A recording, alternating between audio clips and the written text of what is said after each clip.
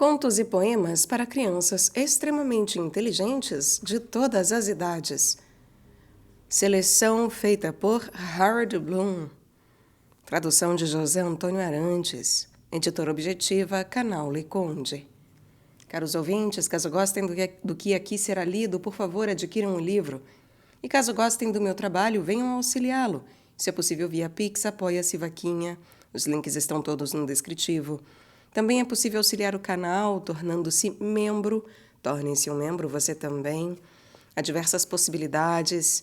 Dê uma olhada, a começar por R$ 1,99 ao mês, sendo que essa mensalidade pode ser cancelada a qualquer momento.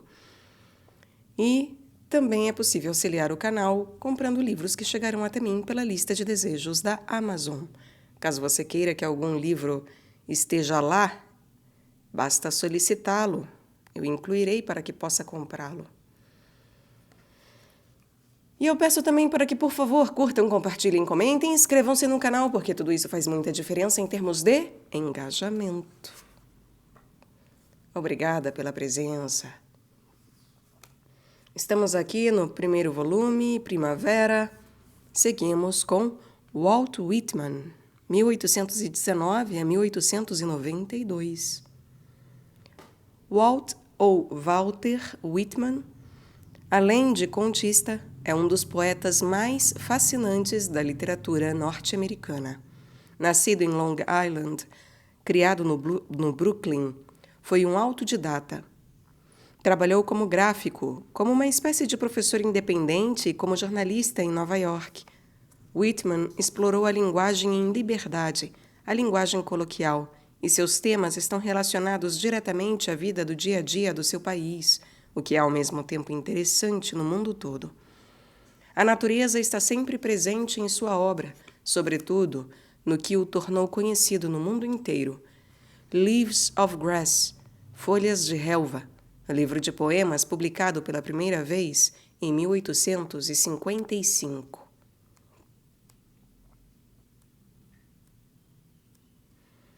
Era uma vez um menino que ia para longe.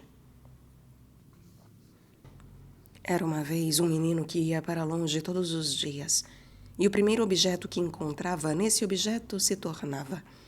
E esse objeto se tornava parte dele o resto do dia, ou uma fração do dia, ou muitos anos, ou longos ciclos de anos.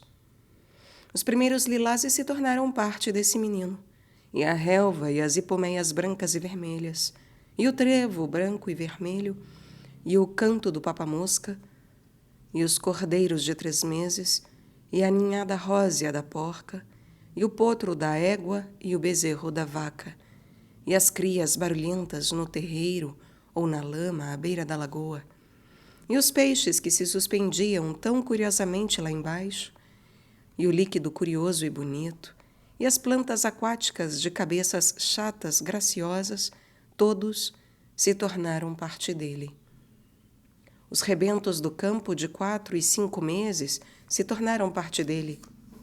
Os grãos de inverno e os grãos do milho amarelo claro, e as raízes comestíveis do jardim, e as macieiras cheias de flores e depois de frutos, e as videiras virgens, e as ervas daninhas mais comuns na beira da estrada, e o velho bêbado que ia cambaleando para casa, vindo do anexo da caverna de onde acabara de se levantar, e a professora da escola primária, que passava a caminho da escola, e os meninos bonzinhos que passavam, e os meninos briguentos, e as meninas arrumadas e de faces fresquinhas, e o negrinho e a negrinha descalços, e todas as mudanças da cidade e do campo, aonde ele fosse. Os próprios pais, ele que o gerou e ela que o concebeu no útero e o trouxe à luz, deram a esse menino mais de si mesmos do que isso. Deram a ele mais tarde todos os dias. Tornaram-se parte dele. A mãe em casa pondo serenamente os pratos na mesa de jantar. A mãe com palavras meigas, limpas a touca e a camisola, um aroma saudável se desprendendo dela e das roupas quando ela passava. O pai forte, convencido, másculo, mesquinho, irado, injusto. O tapa, a rápida palavra gritada, o acordo lacônico, a sedução matreira, Os costumes da família, o linguajar, as visitas, os móveis, o coração ansioso e inchado, afeto que não será negado, a noção do que é real, o pensamento de que no final das contas não seria irreal, as dúvidas das horas do dia e as dúvidas das horas da noite, o curioso se e como. Se o que parece assim é assim, ou se é só clarões e borrões. Homens e mulheres se dando encontrões às pressas nas ruas, se não são clarões e borrões, o que são? Mesmo as ruas e as fachadas das casas, e as mercadorias nas vitrinas. Veículos, parelhas, o pesado cais de madeira, a gigantesca travessia das balsas, o vilarejo no interior, visto à distância no pôr do sol, o rio no meio, sombras, auréola e névoa, a luz incendindo sobre telhados e cumeeiras brancas ou marrons a 4 quilômetros, a escuna próxima descendo sonolenta na maré, o vagaroso barquinho a reboque, as ondas afobadas aos tombos, cristas logo quebradas, jogadas. As camadas de nuvens coloridas, a comprida barra marrom acastanhado solitária à parte, a extensão de pureza em que permanece imóvel, à beira do horizonte, o corvo marinho a voar, a fragrância do brejo salgado e do barro do litoral, todos eles se tornaram parte desse menino que ia para longe todos os dias e que agora vai e sempre irá para longe todos os dias.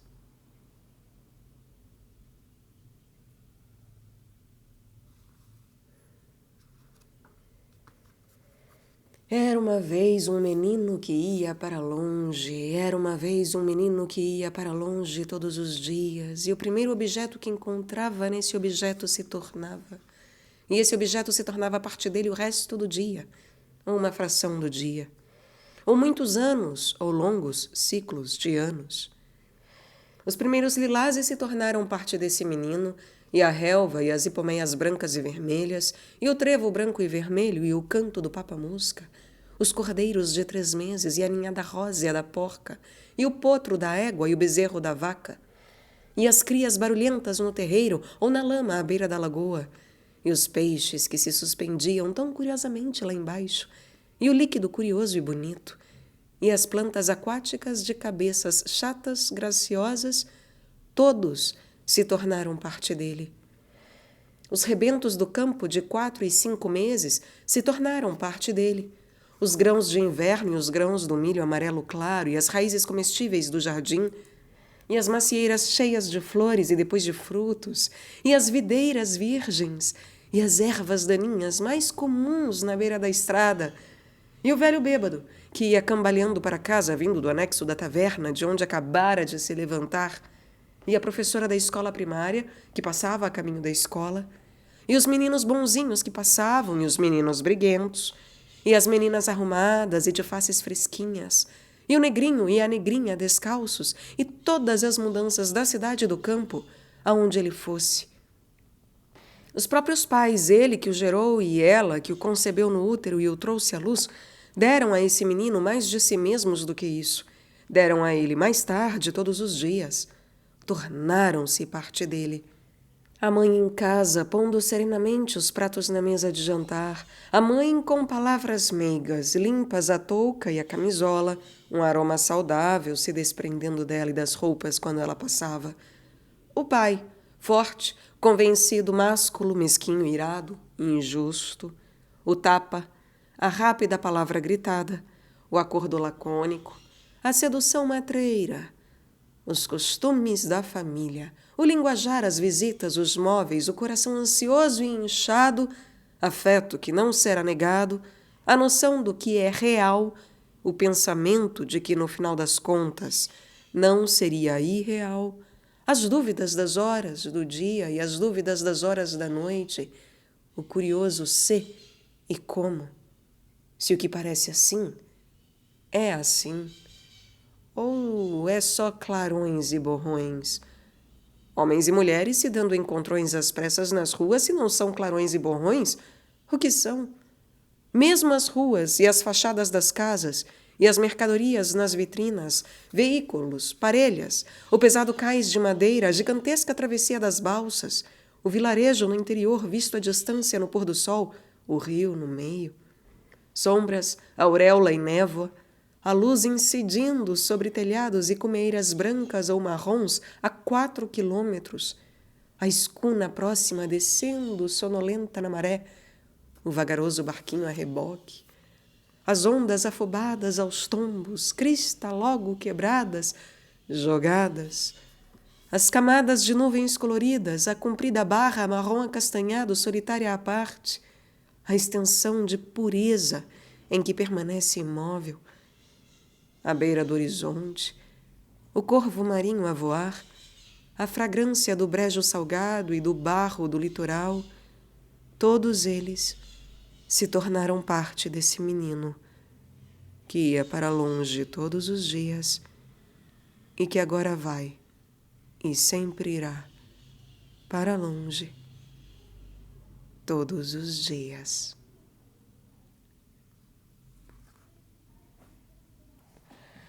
Lafcadio Hearn, 1850-1904. A vida de Patrício Lafcadio Tessima Carlos Hearn parece pertencer a um romance. Filho de pai anglo-irlandês, um major médico-chefe do exército britânico e de mãe grega, nasceu na ilha grega de Leucádia, hoje conhecida como Santa Maura. Ainda menino, com o divórcio dos pais, foi levado para Dublin, capital da Irlanda, e lá criado por uma tia-avó. 10 anos mais tarde, perdeu a visão do olho esquerdo. O pai faleceu e a tia-avó ficou sem recursos financeiros para que ele pudesse concluir os estudos. Diante dessas circunstâncias, em 1869, mudou para Cincinnati, nos Estados Unidos. Aos 19 anos, começou a trabalhar como jornalista e tradutor, aceitou uma proposta da editora Harper e se instalou na ilha de Saint-Pierre, na Martinica. Em 1890, foi para o Japão, a serviço de uma revista, Harper's New Monthly Magazine, e lá ficou para sempre. Casou-se com uma descendente de samurais, converteu-se ao budismo, tornou-se cidadão japonês e adotou o nome de Iakimo Koizumi. Ensinou literatura inglesa na Universidade de Tóquio, de 1896 a 1903. Lafcadio escreveu numerosas histórias de fundo fantástico, com base em lendas e o que se poderia chamar de impressões de viagem. Reflexos. Muitos anos atrás, à distância de um dia de viagem da cidade de Kyoto, vivia um cavalheiro de espírito e modo simples, mas de posses. A mulher, que sua alma descanse, tinha morrido fazia muito tempo, e o bom homem vivia numa grande paz e tranquilidade com um único filho. Eles evitavam as mulheres e ignoravam suas conquistas ou amolações. Tinham 2 bons criados na casa, e do amanhecer ao entardecer, não deitavam os olhos num par de mangas compridas ou num hobby escarlate. A verdade é que eram tão felizes quanto o dia é comprido. Às vezes trabalhavam nos arrozais, noutros dias faziam uma pescaria. Na primavera, saíam para admirar as flores das cerejeiras ou as ameixeiras e depois contemplavam as íris, as peônias ou os lotos, conforme o caso. Nessas ocasiões, tomavam saquê, enrolavam o tenugue azul e branca em volta da cabeça e se embriagavam à vontade, porque não havia ninguém para os repreender. Muitas vezes voltavam para casa, iluminando o caminho com a lanterna. Vestiam as roupas mais velhas e faziam as refeições nas horas mais irregulares. Mas os prazeres da vida são passageiros, tanto pior. E o pai começava a sentir a velhice tomar conta de seu corpo. Uma noite, enquanto fumava e aquecia as mãos acima do carvão em brasa, ele disse: Rapaz, já chegou a hora de você casar. Deus me livre e guarde, o moço objetou. Pai, por que está dizendo uma coisa tão terrível assim, hã? Ou está brincando? O senhor deve estar brincando. Não estou brincando, não, retrucou o pai. Nunca disse uma coisa tão verdadeira. E você vai descobrir isto dentro em breve. Mas, pai, eu tenho um medo mortal das mulheres. E eu também não tenho, disse o pai. Sinto muito, meu filho. Então por que tenho de casar? Perguntou o filho. Como quer a natureza, vou morrer logo. E você vai precisar de uma mulher que tome conta de você. Os olhos do rapaz se encheram de lágrimas ao ouvir isto, porque era de bom coração. Mas tudo o que disse foi: sei cuidar de mim muito bem. Pois é justamente isso que não sabe, respondeu o pai.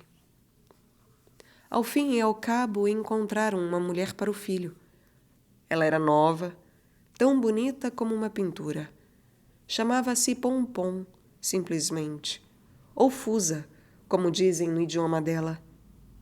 Depois que juntos tomaram o saquê 3 vezes 3, tornando-se assim marido e mulher, ficaram sozinhos, o moço olhando com dificuldade para a moça. Era humanamente impossível para ele encontrar alguma coisa para dizer a ela. Segurou um pedaço da manga dela e a acariciou. Ainda não conseguia dizer nada e estava com um tremendo ar de bobo. A moça ficou vermelha, ficou pálida. Ficou vermelha de novo e chorou. Minha estimada Pompom, não faça isso, em nome dos deuses adorados, disse o moço. Penso que você não gosta de mim, a moça soluçou. Penso que você não me acha bonita. Minha querida, você é mais bonita do que a flor do feijoeiro no campo, mais bonita do que a galinha garnizé no terreiro da fazenda, mais bonita do que a carpa rosa na lagoa. Espero que seja feliz com o meu pai e comigo. Ao ouvir isso, ela sorriu e enxugou os olhos. Pegue um outro par de racama e me dê essas que está usando. Tem um buraco enorme nelas. Notei isso durante o casamento inteiro. Bom, não era um mau começo. E somando uma coisa com outra, eles se davam muito bem, embora, é claro, as coisas não fossem como costumavam ser naqueles tempos felizes, quando o moço e o pai, do amanhecer ao anoitecer, não deitavam os olhos num par de mangas compridas ou num hobby. Pouco tempo depois, como quer a natureza, o velho morreu. Dizem que seu fim foi muito bom e que deixou uma fortuna num cofre forte, tornando o filho o homem mais rico do campo. Mas isso não era consolo algum para o pobre moço, que lamentou sinceramente a morte do pai. Dia e noite prestou homenagem à sepultura. Pouco dormia ou descansava e pouca atenção dava à mulher, a senhora Pompom, aos caprichos dela ou mesmo aos pratos deliciosos que ela lhe oferecia. Ele foi emagrecendo, empalidecendo, e ela, pobre moça, não sabia o que fazer com ele. Por fim disse: Meu querido, que tal se você passasse um tempo em Kyoto? E por que eu iria para Kyoto? Ele perguntou. Pompom tinha a resposta na ponta da língua para se divertir, mas sabia que dizer isso não seria bom. Como uma espécie de dever. Dizem que todo homem que ama seu país deve visitar Kyoto. E, além disso, você poderia dar uma olhadinha no que está na moda, para depois me contar quando voltar para casa. As minhas roupas estão lamentavelmente antiquadas. Eu gostaria muito de saber o que as pessoas estão usando. Eu não tenho a menor vontade de ir para Kyoto. E mesmo que tivesse, é a época de plantar arroz. Então não pode ser. E o assunto está encerrado. Mesmo assim, 2 dias depois, ele pediu à mulher que trouxesse sua melhor cama, seu melhor haori e preparasse sua bento para a viagem. Estou pensando em ir para Kyoto, explicou. Ah, bem, estou surpresa, disse a senhora Pompom. E o que foi que pôs essa ideia na sua cabeça? Se não se importa de eu perguntar. Andei pensando que é uma espécie de dever, respondeu o moço. Ah, é mesmo, disse a senhora Pompom, e calou-se porque tinha bom senso. Na manhã seguinte, como sempre, despediu-se do marido, que partiu satisfeito e cedinho para Kyoto, e foi se ocupar com a limpeza da casa. O jovem seguiu pela estrada com uma disposição de espírito um pouco melhor, e em breve chegou a Kyoto. É provável que tenha visto muitas coisas que o deixaram admirado. Caminhou entre templos e palácios, viu castelos e jardins, e subiu e desceu ruas de lojas vistosas, olhando em volta com atenção, com os olhos bem abertos, a boca também muito aberta, porque ele era simples de espírito. E por fim, num dia bonito, encontrou uma loja cheia de espelhos de metal que brilhavam no sol. Ah, as luas de prata lindas! Disse o espírito simples para si mesmo, e se arriscou a chegar perto e pegar um espelho na mão. Na mesma hora ficou branco como arroz e sentou no banco junto da porta da loja, ainda segurando o espelho na mão e olhando dentro dele. Ora, pai, como foi que veio parar aqui? Então não morreu? Que os deuses sejam louvados por isso. Só que eu poderia jurar que... Mas não tem importância, já que o senhor está vivo e bem, um pouco pálido ainda, mas com a fisionomia bastante jovem. O senhor está mexendo os lábios, pai. Parece falar. Mas eu não ouço o senhor. Vai voltar comigo para casa, meu querido, e viver como antes conosco? O senhor sorri. Isso é bom. Esses espelhos são de alta qualidade, disse o lojista. Os melhores que se podem fazer. E este aí na sua mão é o melhor deles todos. Vejo que é um conhecedor. O jovem segurou o espelho com mais firmeza e ficou olhando nele com ar de abobalhado, sem dúvida. Tremia. Quanto custa? Perguntou num murmúrio. Está à venda? Queria o espelho para que não lhe roubassem o pai. Está à venda sim, cavalheiro. Por uma ninharia. Apenas 2 bu. Estou quase dando de graça, o senhor entende? 2 bu? Apenas 2 bu. Que os deuses sejam por isso louvados por piedade! Exclamou o moço feliz. Sorriu de orelha a orelha e, num instante, tirou a carteira do cinturão, tirou o dinheiro da carteira. O lojista desejou então ter pedido 3 bu ou 5. Mesmo assim, fez uma cara de satisfeito, embrulhou o espelho numa bela caixa branca e a amarrou com um barbante verde. Pai, disse o moço ao conseguir o que queria, antes de voltarmos para casa, temos de comprar umas bugigangas para a moça, a minha esposa. O senhor entende. Agora não sabia de modo algum por quê, mas ao voltar para casa, o moço não disse uma só palavra para a senhora Pompom a respeito da compra do velho pai por 2 bu na loja de Kyoto. Esse foi o seu erro, como percebeu mais tarde. Ela ficou contente com os grampos de cabelo de coral e os belos obi novos de Kyoto. Fico satisfeita de o ver tão bem e tão feliz, disse para si mesma. Mas devo dizer que ele superou com muita rapidez essa tristeza, afinal de contas. Mas os homens são como as crianças. Quanto ao marido, sem o conhecimento dela, ele pegou um pedaço de tecido de seda verde do baú de objetos de estima da mulher e o estendeu no guarda-louça do toconoma.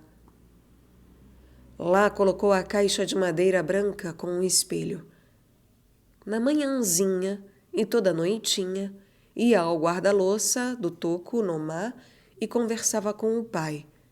Tiveram muitas conversas animadas e riram juntos a valer. E o filho era o moço mais feliz de todo o campo, porque era simples de espírito. Mas a senhora Pompom, tendo olhos espertos e ouvidos aguçados, não demorou para reparar nos novos hábitos do marido. Por que vai tantas vezes ao toconoma? Perguntou a si mesma. O que há lá dentro? Eu gostaria muito de saber. Não sendo de sofrer muito em silêncio, logo perguntou ao marido essas mesmas coisas. Ele, sendo um bom rapaz, contou-lhe a verdade. E agora tenho o meu querido velho pai comigo em casa outra vez. Estou tão feliz quanto o dia é cumprido, disse ele. Ela respondeu. Por 2 bu, não foi barato? E no fim, não foi uma coisa estranha? É, barato sim, e bem mais do que estranho. E por que, se não se importa de eu perguntar, não me contou nada desde o começo? O moço corou. Na verdade, eu não posso dizer, minha querida. Desculpe, mas eu não sei. E dito isso, saiu para trabalhar. Assim que ele virou as costas, a senhora Pompom se apressou, voou para o toconoma nas asas do vento e abriu as portas com um estrondo. A minha seda verde para forrar mangas! Exclamou de imediato. Mas eu não vejo velho pai algum aqui. Só uma caixa de madeira branca. O que ele guarda dentro dela? Abriu a caixa sem demora. Que coisa brilhante e lisa e estranha, disse pegando o espelho e olhando dentro dele.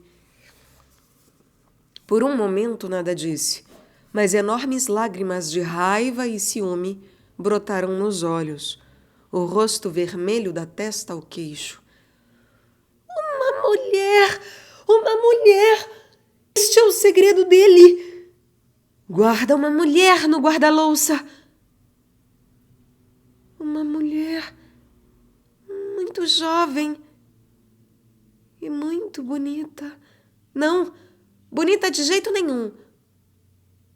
Mas pensa que é bonita. Geniosa também. O rosto é escarlate e como franze as sobrancelhas. Uma pessoinha de pavio curto. Quem pensaria isso dele? Como sou infeliz! Cozinhei o daikon e remendei o hakama centenas de vezes para ele. E nisso jogou o espelho dentro do estojo e tornou a fechar as portas do guarda-louça com uma batida. Atirou-se sobre as esteiras, chorou e soluçou como se o coração estivesse para se partir. O marido entrou. A tira da minha sandália arrebentou e vim para... Mas o que aconteceu? E num instante estava de joelhos ao lado da senhora Pompom, fazendo o possível para a acalmar e lhe erguer o rosto do chão onde ela o deitara. Por quê? O que foi, minha querida? Sua querida! Ela respondeu furiosa entre os soluços. Quero voltar para casa! Gritou. Mas, minha querida, você está em casa. E com o seu marido. Belo marido! Ela retrucou. E belas extravagâncias com uma mulher no guarda-louça. Uma mulher feia, odiosa, que pensa que é bonita e ainda por cima tem ela os meus forros verdes das minhas mangas. Mas que história é essa de mulheres e forros de mangas? Sem dúvida você não daria de má vontade ao pobre do meu velho pai esse trapo verde para servir de cama. Ora, minha querida, eu vou lhe comprar 20 forros de manga. E ao ouvir isso, ela se pôs de pé num salto e estremeceu de raiva. Velho pai, velho pai, velho pai! Gritou. E eu sou alguma boba? Ou alguma criança? Eu vi a mulher com os meus próprios olhos. O pobre moço não sabia se estava de ponta cabeça ou firmado nos pés. Será possível que o meu pai se foi? Tirou o espelho do toconumá. Está tudo bem. Ainda é o mesmo velho pai que comprei por 2 bu. Senhor, o senhor parece preocupado, pai. Não, pois então sorria como eu sorrio. Isso, assim está melhor. A senhora Pompom se aproximou como uma pequena megera e arrancou o espelho da sua mão. Deu apenas uma olhadela dentro dele e o atirou no outro canto do cômodo. Foi tão estrondoso o barulho do choque do espelho com a madeira que os criados e os vizinhos correram para saber o que estava acontecendo. É o meu pai! Eu o comprei em Kyoto por 2 bu. Ele guarda no guarda-louça uma mulher que roubou os forros das minhas mangas. A mulher soluçou. Seguiu-se um grande rebuliço. Alguns vizinhos tomaram o partido do homem, outros da mulher, com um estardalhaço e um tumulto como nunca antes. Mas não conseguiam resolver a questão, e nenhum deles queria olhar no espelho, porque diziam estava enfeitiçado. Teriam ficado nesse impasse até o dia do juízo final, mas um deles falou: perguntemos à senhora, a abadesa, porque ela é sábia. E foram todos fazer o que poderiam ter feito antes. A senhora abadesa era uma devota, a superiora de um convento das monjas santas. Era a mais experimentada em orações, meditações e mortificações da carne. E era, no entanto, a mais entendida em assuntos humanos. Levaram-lhe o espelho. Ela o ergueu nas mãos e olhou dentro dele bastante tempo. E por fim falou: esta pobre mulher, disse tocando o espelho, porque está claro como o dia que é uma mulher. Esta pobre mulher ficou tão atormentada com a inquietação que causou numa casa tranquila que fez juramentos, raspou a cabeça e se tornou uma monja santa. Portanto, está aqui no lugar certo. Vou ficar com ela e orientá-la em orações e meditações. Voltem para casa, meus filhos. Perdoem e esqueçam-a. Façam as pazes. Então todos disseram: a senhora abadesa é uma sábia. E ela guardou o espelho entre as coisas de estima no baú. A senhora Pompom e o marido foram para casa de mãos dadas. Então, afinal de contas, eu tinha razão, não é? Ela disse. Sim, sim, minha querida, disse o moço simples. Claro, mas eu gostaria de saber como o meu velho pai vai se dar no convento santo. Ele nunca foi muito dado à religião.